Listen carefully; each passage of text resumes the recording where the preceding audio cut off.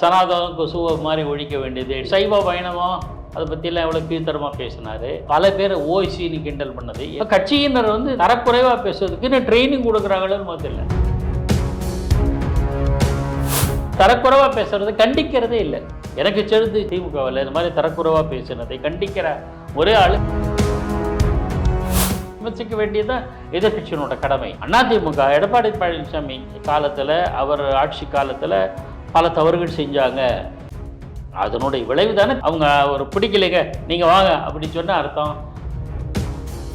எல்லா கட்சியும் எங்களோட வருவாங்கன்னு சொல்லிட்டு இருக்காரு. ஆனால் சொல்கிறாரு தவிர ஒருத்தரும் வரலையே, அதுதான் உண்மை. சேலை கட்டிய சர்வாதிகாரின்னு இந்திரா காந்தி விமர்சனம் பண்ணார் கலைஞர் கருணாநிதி. ஆனால் ஓராண்டில் அவர் கூட்டணி வைத்தார். 16 பரட்டின்னு பிஜேபி விமர்சனம் பண்ணார். ஆனால் கூட்டணி சேர்ந்தோட குட் மேன் இந்த பேட் பார்ட்டி. எதிர்கட்சி தலைவர் பேசும்போதெல்லாம் மைக் ஆஃப் பண்ணிடுறாங்க. நீண்ட நேரம் பேசினா அது ஒரு குறிப்பிட்ட பகுதியை மட்டும் காட்டுறாங்க. இது எல்லா காலத்திலும் இருக்கும். எல்லா கட்சியினோட ஆட்சியிலும் எதிர்கட்சியில் இருக்கும். ஆனால் தாவேகா கூட பாஜகனுடைய செல்வாக்குனால அதிமுக பாஜக அணியில் வந்துடும். நாம் தமிழ் வருவதற்கான சாத்தியக்கூறு. தனித்து நின்று தன்னோட பலத்தை காட்டி அப்புறம் பிற்காலத்தில் எப்படி இருக்குமோ தெரியாது. விஜயனுடைய கட்சி இன்னும் தன் பலத்தை நிரூபிக்கவில்லை. உளவு பிரிவினுடைய தகவல்களை பார்த்தா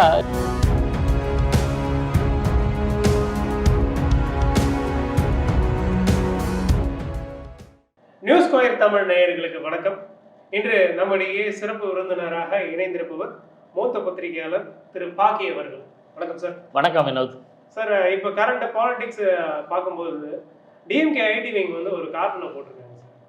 அந்த கார்ட்டூனை பார்த்துருக்கீங்களா சார்? நீங்கள் காலையில் பார்த்துருப்பீங்கன்னு நினைக்கிறேன். எடப்பாடி அவர்களை விமர்சித்து அந்த கார்ட்டூன் இருந்தது. இது தொடர்பாக அதிமுகவினர் கடும் விமர்சனத்தை வச்சுக்கிட்டு இருக்காங்க. டிஎம்கே ஐடி விங் இப்படி கீழ்த்தரமாக ஒரு முன்னாள் முதல்வரை சித்தரிக்கலாமா அப்படின்னு சொல்லி கேள்வி எழுப்பியிருக்காங்க சார். எப்படி பார்க்குறீங்க சார்? திராவிட முன்னேற்ற கழகத்தை ஆட்சியாளர்கள் நல்ல ஆட்கள் இருக்காங்க. முதலமைச்சர் கூட நாகரிகமாக தான் பேசுகிறார். ஆனால் கீழே இருக்கிறவங்க யாருமே நாகரிகத்தை கடைப்பிடிப்பதில்லைங்கிற உதாரணம். சனாதனம் கொசுவை மாதிரி ஒழிக்க வேண்டியது, டெங்கு கொசு மாதிரி அப்படின்னு சொன்னவர் துணை முதலமைச்சர் அவர். அதே மாதிரி சைவ வைணவம் அதை பற்றிலாம் எவ்வளோ கீழ்த்தரமாக பேசினார். பல பேர் ஓய்சின்னு கிண்டல் பண்ணது எல்லாம் இவங்கெல்லாம் திமுக கட்சியினர், ஆட்சியினர்.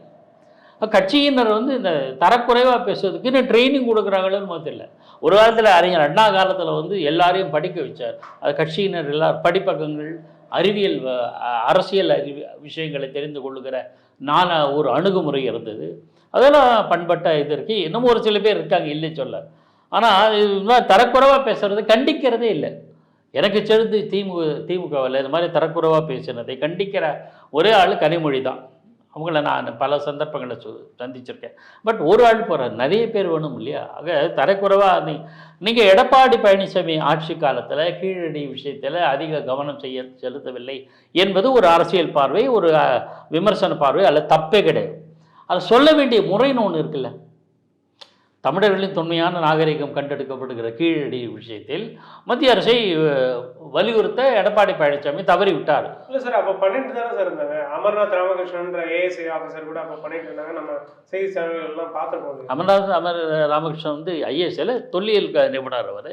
அப்புறம் இருந்தார். நானே எடப்பாடி ஆட்சி காலத்தில் நான் அந்த இடத்துக்கு போயிருக்கேன். செய்தித்துறை செயலர் ராஜாராமோட ஒரு முறை போயிருக்கேன். நான் என்ன சொல்ல வரேன்னா, சார் விமர்சிக்கலாம் சார், இது போதவில்லைன்னு கூட விமர்சிக்கலாம். விமர்சிக்க வேண்டியதான் எதிர்கட்சியினோட கடமை. இப்போது என்ன சொன்னால், அது அந்த ஆட்சி முடிஞ்சு போச்சு. அதிமுக எடப்பாடி பழனிசாமி காலத்தில், அவர் ஆட்சி காலத்தில் பல தவறுகள் செஞ்சாங்க. அதனுடைய விளைவு தானே தேர்தலில் வெற்றி வாய்ப்பு மக்கள் தரவில்லை அவங்களுக்கு. திமுக கொண்டு விஷயம் அவங்க ஒரு பிடிக்கலைங்க நீங்கள் வாங்க அப்படின்னு சொன்ன அர்த்தம் நீங்கள் நல்லது பண்ணுவீங்கன்ட்டு.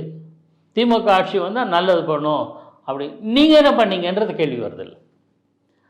உத்தி ஒரு அதை ஒன்று கடந்த காலத்து ஆட்சியில் முடிஞ்சு போச்சு. அதுவே முடிஞ்சு 4 வருஷம் ஆச்சு. நீங்கள் என்ன பண்ணீங்கன்ற கேள்வி வரும். ஒன்று.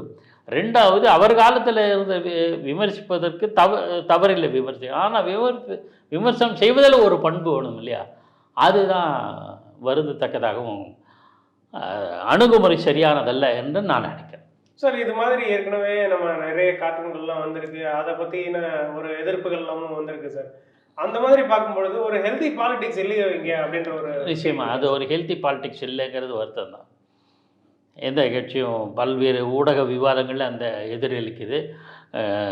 திமுகவினரும் மற்ற கட்சியினர்களுக்கும் உண்டான வார்த்தை மோதல்கள் கூட அரசியல் அந்த நாகரிக வரம்புகளை எல்லை கடந்து போகிறது என்று பார்க்குறோம்.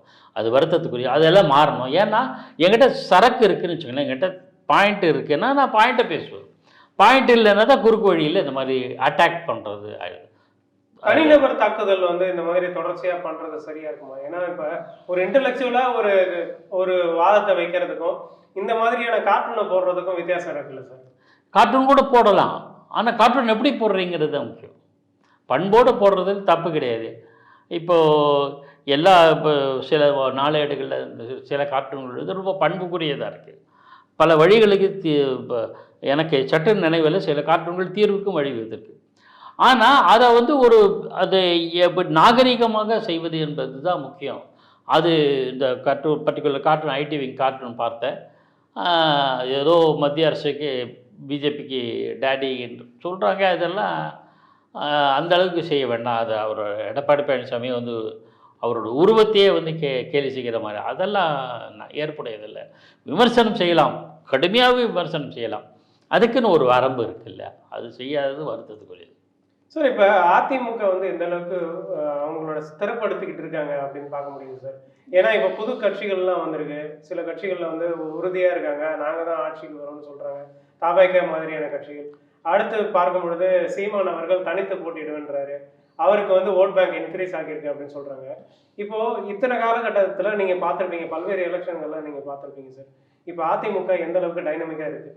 இல்லை சார், நான் நேற்றைய தினம் துக்ளக்கில் ஒரு கார்ட்டூன் பார்த்துருக்கேன். நான் அதை எல்லா கட்சியும் எங்களோட வருவாங்கன்னு சொல்லிட்டு இருக்காரு. தனக்கு தானே ஜோசியம் பார்க்குறாரு. ஆனால் சொல்கிறாரு தவிர ஒருத்தரும் வரலையே அப்படின்னு ஒரு பக்கத்தில் இருக்க பேசுகிற மாதிரி ஒரு கார்ட்டூன் இருக்குது. அதுதான் உண்மை.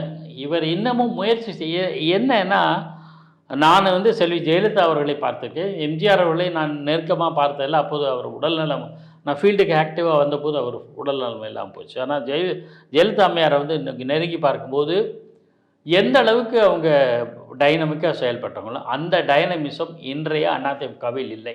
ஏன் சார்? இல்லை, நீங்கள் களப்பணியிலே வந்து ரியாக்ட் பண்ணணும். ஆட்சியாளர்களுக்கு எதிரான ரியாக்ஷன். நான் என்ன சொல்கிறேன், அமித்ஷா வந்து அறிவிக்கிறார் கூட்டணிக்கு அறிவிக்கும் போது இவரும் 4 வாரத்தை நான் பேசுகிறேன் அமித்ஷா அப்படின்னு கேட்கணும். அதெல்லாம் எனக்கு உடன்பாடு இல்லை. அவர் பேசணும். அப்போ வந்து விமர்சனம் வராமல் இருக்கும்ல. இல்லை நானும் பேசிட்டேன், நானும் கருத்து சொன்னேன். அவர் ஹிந்தியில் சொன்னார், அவருக்கு ஹிந்தி தான் தெரியும், அதனால் ஹிந்தியில் சொன்னார். அதை மொழிபெயர்த்தாங்க, முடிஞ்சு போச்சு. நான் வந்து என் கருத்தை சொல்கிறேன், கேள்விகள் கேளுங்க பதில் சொல்கிறேன் அப்படின்னு சொல்கிறதுக்கு ஒரு வழி இருக்கும். அதெல்லாம் எடப்பாடி பழனிசாமி செய்யவே இல்லை. அது பெருத்த ஏமாற்றம் தான் நான் நினைக்கிறேன், என்னுடைய கருத்து. ஒரு தனிப்பட்ட ஆளுமையை இப்போ வந்து கருணாநிதி அவர்கள் செயல்படும் போதும் சரி, ஜெயலலிதா அவர்கள் செயல்படும் போதும் சரி, அவங்க வந்து யூனிக்காக தெரிஞ்சாங்க. அந்த மாதிரி ஏதோ ஒரு ஃபேக்டர் மிஸ் ஆகுதா சார் எடப்பாடி? நிச்சயமாக மிஸ் ஆகுது. அது வந்து நான் என்ன சொல்கிறேன், ஏன் இதை நான் இந்த கம்பேரிசன் சொல்கிறேன்னா, நீங்கள் ஜெயலலிதா அம்மையாக இருந்தபோதோ கலைஞர் கருணாநிதி இருந்தபோதோ இருந்த இந்த மாதிரி தலைவர், நீங்கள் என்னதான் இருந்தாலும் தேசிய தலைவரோட சுப்ரீம், அதில் மாற்றுக்கிறது இல்லை. ஆனால் அவங்க இருந்தபோது கூட தங்களுடைய இருப்பை நீங்கள் காட்டிக்கொள்ள வேண்டும். என்னன்னா, அதாவது 2 விவாதம் இருக்குங்க. ஒன்று, பாஜகவினுடைய தலைவராக இருந்த அண்ணாமலை நீக்கப்பட்ட பிறகு தான் அதிமுக பாஜக கூட்டணி மறுபடியும் வந்திருக்கிறது. இது வந்து பல்வேறு கேள்விகளை எழுப்புது. அப்போனா அண்ணாமலை நீக்கினா தான் நான் வருவேன்னு இவர் அடம் பிடிச்சா மாதிரியும், அதுக்கு பிறகு அவங்க அமித்ஷா இந்த மாதிரி தேர்தல் நடத்தி அவரெல்லாம் முடிஞ்ச பிறகு கூட்டணி வந்த மாதிரியும் ஏதோ ஒரு நிபந்தனை விதித்ததாக அதெல்லாம் கேள்விகளையும் சர்ச்சைகளையும் எழுப்புகிறது ஒன்று. ரெண்டாவது, நீங்கள் கூட்டணி வந்து மாறலாம் சார். எல்லா கூட்டணி அரசியலில் இந்தியாவில் எந்த கூட்டணி மாறலை. காங்கிரஸும் பிஜேபி அலைன்ஸ் இல்லை, கம்யூனிஸ்டுகளும் பிஜேபியும் அலைன்ஸ் வச்சுக்க முடியாது, அவ்வளோதானே தவிர எல்லா கட்சிகளும் எல்லா இடத்துலையும் இங்கே இருக்காங்க, அங்கே போகிறாங்க, வர்றாங்க. அதெல்லாம் மாற்றுக்கிறதுல அது விமர்சனத்துக்குரியதும் அல்ல. அரசியல் நடவடிக்கைகளை பொறுத்தவரையே திராவிட முன்னேற்ற கழகமே பிஜேபியில் கூட்டணியாக இருந்திருக்காங்க. என்னன்னா, அதை எப்படி கன்வின்ஸ் பண்ணணுங்கிற ஒரு அணுகுமுறை வந்து திமுகவில் இருந்த அளவுக்கு இல்லை. நீங்கள் சேலைக்கட்டே சர்வாதிகாரின்னு இந்திரா காந்தி விமர்சனம் பண்ணார் கலைஞர் கருணாநிதி. மிசா கொடுமையில் பல திமுக தலைவர் பிரமுகர்கள் இறந்தார்கள். ஆனால் ஓராண்டில் அவர் கூட்டணி வைத்தார். விமர்சனம் ஆளாச்சு, பல கட்சிகள் அவங்களேருந்து விலகினாங்க. ஆனால் அவர் கன்வின்ஸ் பண்ணிட்டார், நேருவின் நிலையான ஆட்சி தந்தார், நேருவின் மகளே வருக அப்படின்னு. அதே மாதிரி பின்னாடி பந்தாரம் பரதேசின்னு பிஜேபி விமர்சனம் பண்ணார். ஆனால் கூட்டணி சேர்ந்தோட குட் மேன் இந்த பேட் பார்ட்டி, நாங்களுக்கு வந்து வாஜ்பாய் எங்களுக்கு உண்டான நட்புறவு அப்படி இப்படின்னு சொல்லியிருந்தேன். ஏதோ அது நான் வந்து அது ஒரு ஸ்ட்ராங் பாயிண்ட் இல்லைன்னாலும் கன்வின்சிங்காக திருப்தி அந்த குறைந்தபட்சம் அவர்கள் கட்சியினர் ஏற்கும்படியான ஒரு சூழல் உருவாக்கினார் கருணாநிதி. அந்த மாதிரி ஜெயலலிதாமையார் செஞ்சுருக்காங்க. பிஜேபியோட அலைன்ஸ் வச்சுருக்காங்க, பிஜேபியிலேருந்து வெளியில் வந்திருக்காங்க. காங்கிரஸோட அலைன்ஸ் வச்சாங்க, காங்கிரஸையும் விமர்சனம் பண்ணாங்க. ஆனால் அந்த ஒரு கன்வின்சிங் என்ன சொல் மக்கள் ஏற்றுக்கொள்ளும் வகையில் குறைந்தபட்சம் கட்சியினர் ஏற்றுக்கொள்ளும் வகையில் நீங்கள் ஒரு வாதத்தை முன்வைக்கவில்லை. எடப்பாடி அதை செய்ய தவறிவிட்டார் என்பது என்னோட பார்வை. சார், இப்போ அவர் வந்து சட்டமன்றத்திலலாம் பேசும்போது ரொம்பவே நல்லா பேசுகிறாரு. அவர்கிட்ட இருக்கக்கூடிய அந்த ஆளுமை திறன் பார்க்க முடியுது. ஆனால் பெரும்பாலும் வந்து மழுங்கடிக்கப்படுது, அங்கே இருக்கக்கூடிய நிகழ்வுகள் வந்து வெளியில் காட்டப்படுறது இல்லை. இவருடைய அந்த ஸ்ட்ராங் லீடர்ஷிப்பை வெளியில் தெரியக்கூடாது அப்படின்றதுக்காக தடுக்கிறாங்களோ அப்படின்ற சந்தேகம் இடத்துல இல்லை. அது இருக்குது. அது அதிமுக பொதுச் செயலாளர் எதிர்கட்சி தலைவர் பேசும்போதெல்லாம் மைக் ஆஃப் பண்ணிடுறாங்க. நீண்ட நேரம் பேசினா அது ஒரு குறிப்பிட்ட பகுதியை மட்டும் காட்டுறாங்க, இல்லை காட்டாமலும் போகிறாங்கன்ற விமர்சனம்லாம் இருக்குது. இது எல்லா காலத்திலையும் இருக்கும். திமுக ஆட்சியிலும் இல்லை, எல்லா கட்சியினோட ஆட்சியிலும் எதிர்கட்சியில் இருக்கும். ஆனால் செல்வி ஜெயலலிதாமையார் முதல் நாள் ஒரு சம்பவம் நடந்தது. 25 மார்ச் 1989 சம்பவத்துக்கு பிறகு சட்டப்பேரவைக்கே போகவில்லை, ஆட்சியை பிடித்தார். அடுத்து அவங்க சட்டப்பேரவை நிகழ்வுகள் எதுவுமே இல்லாமல் மக்களை சந்தித்தார். மக்களை சட்டப்பேரவையில் தனக்கு வாய்ப்பில்லை என்பதை அடுத்து மக்களை சந்தித்த முதல் தலைவர் எம்ஜிஆர் 1972 சட்டசபை செத்து விட்டதுன்னு சொல்லிட்டு போனார். இரண்டாவது தலைவர் ஜெயலலிதாமையார் 1989. ஆனால் ரெண்டு பேரும் சாதித்தார்கள். 73, 72 சட்டப்பேரவையிலிருந்து வெளியேறிய எம்ஜிஆர் அவர்கள் 77 ஆட்சியை பிடித்தார். 89 சட்டப்பேரவையிலிருந்து வெளியேறிய ஜெயலலிதா 91 ஆட்சி பிடித்தார். நீங்கள் அதை செய்ய வேண்டும், மக்களை சந்திக்க வேண்டும். அவங்க ரெண்டு பேரும் என்ன பண்ணாங்கன்னா மக்களை சந்தித்தாங்க. நானுக்கு தினமும் ஒரு கூட்டம் நடத்த வேண்டும், தினமும் மக்களை சந்திக்க வேண்டும், ஏதாவது ஒரு வகையில். அதை திமுக பண்ணிகிட்ருக்கு, அதிமுக அந்த அளவுக்கு பண்ணலை. என்னுடைய பார்வை நான் வைக்கிறேன். எனக்கு வந்து யார் மீதும் விருப்பம் கிடையாது, வெறுப்பும் கிடையாது. நான் சொல்கிறேன் அதை செய்ய தவிர அதை இப்போ கூட it is not too late. இப்போ கூட மக்களை சந்திக்கல. எல்லா அதிமுக தலைவர்களும் எடப்பாடி உள்பட எல்லாரும் மக்களை எதிரிகளை கூட எதிர்கருத்தை இருப்பவர்களை கூட இழுத்து நம்ம கிட்ட வைக்கணும். இன்னமும் என்ன சொல்கிறாங்க, பிஜேபி ஏடிஎம்கே அலைன்ஸ் வந்துச்சு சரி ஜெல்லாகலைன்ற ஒரு வார்த்தையை பயன்படுத்துகிறாங்க. ஊடக விவகாரங்கள் எல்லாம் இருக்குது. அதுக்கு முற்றுப்புள்ளி வைக்க வேண்டிய முதல் வேலை எடப்பாடி கையில் தான் இருக்குது, இல்லைன்னு சொல்லணும். அந்த மாதிரியான அணுகுமுறை அதிமுக கடைபிடித்தால், குறிப்பாக பொதுச் செயலாளர் எடப்பாடி பழனிசாமி கடைபிடித்தால் நல்லது. கூட்டணி வலுப்படும். அதனுடைய வலுப்பட்டாலே ஒரு மாரல் ஸ்ட்ரென்த் வந்துடும். தேர்தலில் அது எதிரொலிக்கும். சார், இப்ப தாவேக வந்திருக்கு பொது கட்சியாக, ஒரு வருஷம் கம்ப்ளீட் பண்ணிருக்காங்க. அடுத்து சீமான் வந்து தனிச்சு போட்டிடுன்னு சொல்லியிருக்காரு. இப்ப இவங்க ரெண்டு பேரும் ஒன்று சேர வாய்ப்பு இருக்கா? கூட்டணி கணக்குகள் எப்படி இருக்க போகுது? அநேகமாக தாவேகா கூட பாஜகனுடைய செல்வாக்குனால அதிமுக பாஜக அணியில் வந்துரும்னு நான் நினைக்கிறேன். நாம் தமிழ் வருவதற்கான சாத்தியக்கூறு எனக்கு தோணலை. அவர் ஏதோ ஆரம்பத்திலேருந்து ஒரு கன்விக்ஷனோட தான் இருக்கார். அது சரியா தப்பா அந்த தனித்து தான் இன்றைக்கு கூட அவர் சொல்லியிருக்காரு. தனித்து நின்று தன்னோட பலத்தை காட்டி அப்புறம் பிற்காலத்தில் எப்படி இருக்குமோ தெரியாது. ஒருவேளை பிற்காலத்தில் வந்துன்னா ஒருவேளை எனக்கு இவ்வளோ ஸ்ட்ரென்த் இருக்கே, எனக்கு பேரம் பேசுறதுக்கு சௌரியாக இருக்கலாம். நீங்கள் நிரூபிக்கணும் என்பது தான் அவருடைய ஸ்ரீமானுடைய நோக்கம். ஆனால் தாவேகா விஜயனுடைய கட்சி இன்னும் தன் பலத்தை நிரூபிக்கவில்லை. கிடைச்ச இந்த ரகசிய போலீஸ் அதனுடைய உளவு பிரிவினுடைய தகவல்களை பார்த்தா இவருக்கு ஏதோ 25% வரக்கூடும்னு சொல்கிறாங்க. அது மிகப்படுத்தலாம் இருக்குமா இல்லையா தெரியாது.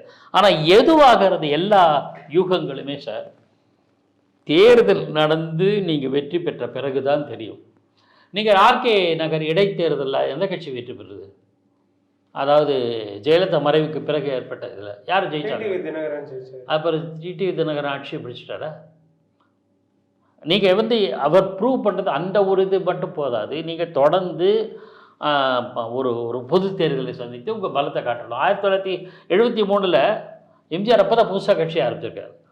முதல் தேர்தலை சந்திச்சிட்டார். 72 அப்போது அவர் எதிர்கொண்டது கலைஞர் கருணாநிதி, காமராஜர், அவரோட ஸ்தாபன காங்கிரஸை சேர்ந்த NSV சித்தன் போட்டியிட்டார்.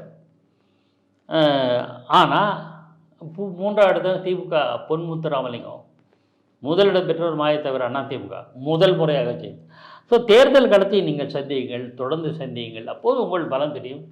அப்போது நீங்கள் பேரம் பேசுறதுக்கோ இடம்பெறும். நம் தலைமையில் யார் கண்டா நாளைக்கு தாவேகா தலைமையில் உருவாகலாம் அல்ல உருவாக இருக்கலாமாக தெரியாது. நமக்கு தெரியாது. நீங்கள் தேர்தல் நான் என்ன சொல்ல, நான் எல்லா தளத்திலும் சொல்கிற மாதிரி எக்ஸாமினேஷன் எழுதுறப்பறம் தானே உங்கள் மார்க் எவ்வளோன்னு தெரியும். ஒரு அசம்ஷன் தானே சார், எல்லாருமே சொல்கிறாங்க இல்லையா சார்? இப்போ சீமானுக்கு வந்து 8% ஓட்டு இருக்கு, அவர் வந்து ரெகக்னைஸ் பார்ட்டியாக இருக்காரு. ஆமாம். இந்த பக்கம் இன்னொரு பக்கம் விஜய் வந்து வந்திருக்கிறதுனால இங்கே யங்ஸ்டர்ஸோட ஈர்ப்பு வந்து இந்த பக்கம் தானே இருக்கும் அப்படின்னு சொல்கிறாங்க. கரெக்டு. நீங்கள் அதெல்லாம் நம்ம யூகத்தின் அடிப்படையில் ஒரு களத்தை பார்க்கணும். நீங்கள் 2006 கட்சியை தொடங்கியவர், தேமுதிகவை தொடங்கியவர் விஜயகாந்த். தேர்தலில் அவர் கணிசமான வாக்கு சதவீதம் பெற்றார். செல்வி ஜெயலலிதா அம்மையார் வெற்றி வாய்ப்பை இழந்தார். 2001 ஆட்சி அமைத்த ஜெயலலிதா அம்மையார் ஆளுமை மிக்க தலைவர். 2006 தேர்தலில் திமுக ஆட்சி வந்தது. திமுகவே மைனாரிட்டி ஆட்சியாக தான் வந்தது. அது ஒரு பக்கம். ஆனால் உடனே கணக்கு பண்ணாங்க, ஆஹா நம்ம வாக்குகளில் வந்து பிரிஞ்சு போகிறதுக்கு என்ன காரணம்? விஜயகாந்தோடைய கட்சி அவங்களுக்கு கணிசமான பர்சன்டேஜ் வருது. நாம் என்ன பண்ணோம், ரெண்டு பேருக்கும் பொதுவான கான்செப்ட் என்ன, நிலைப்பாடு என்ன, அரசியல் திமுக எதிர்ப்பு. சரி நாம் விஜயகாந்தை கூப்பிடுவோம். இப்போ போயஸ் கார்டனுக்கு விஜயகாந்த் பண்ருட்டி அமைச்சர்லாம் போனாங்க, பேசினாங்க. 2011 தேர்தலில் ஒன்றா நின்னாங்க. என்ன ஆச்சு? ஒரே அதுக்கு முதல் தேர்தலில் ஒரு இடத்தை மட்டும் பெற்ற விஜயகாந்த் 2வது தேர்தலில் எதிர்க்கட்சி தலைவராக உயர்ந்தார். மீண்டும் ஆட்சியை மகத்தான பலத்தோடு ஆட்சி அமைத்தவர் ஜெயலலிதா. 2006 கூட கலைஞர் கருணாநிதிக்கு 100 விட குறைவாதான் இடங்கள் பெற்று ஒரு மைனாரிட்டி ஆட்சியில் காங்கிரஸ் ஐவில் ஓட்டிகிட்டு இருந்தார். நான் ஜெயலலிதா அடுத்த தேர்தலில் மகத்தான வெற்றி பெற்றார். 2011 16 அவங்க வெற்றி பெற்றார். என்ன காரணம்னா அந்த தேர்தல் மூலம் போட்டியிட்டு தன் பலத்தை காட்டிவிட்டவர் விஜயகாந்த். இன்னொரு உதாரணம் சொல்கிறேன். திமுகவிலேருந்து மறுமலர்ச்சி திமுக உருவாகி வைகோ வெளியே அனுப்புகிறோன்னே நீங்கள் சொன்ன மாதிரி, நீங்கள் சொன்னதுக்காக நான் பதில் சொல்கிறேன்.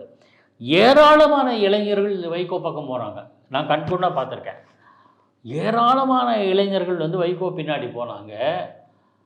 கல்லூரிகளில் கலைஞர் கருணாநிதி படத்தை எடுத்து வைகோ படம் வச்சதெல்லாம் நான் அறிவேன்.